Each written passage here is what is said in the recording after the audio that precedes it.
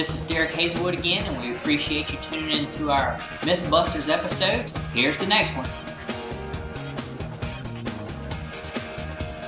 The second myth I'm going to talk about, that thieves are more likely to steal new cars or red cars. Once again, let's go back to the red factor. Red actually draws attention, and statistically, thieves are more likely to stay away from a red vehicle.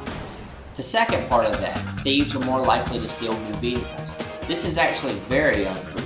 If you have a 2008 Escalade or say F-150, you're probably okay.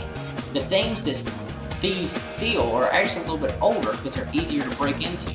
On the top of the list are a 95 Civic, a 91 Accord, 89 Camry, a 94 F-150, and a 97 Chevrolet Silverado.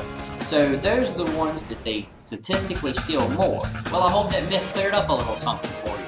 Check back every couple days and we will be posting another myth to try to bring you the truth in the insurance world. Once again, this is Derek Hazelwood of Hazelwood Insurance Agency. We would love for you to become one of our clients or give us the opportunity to give you a quote.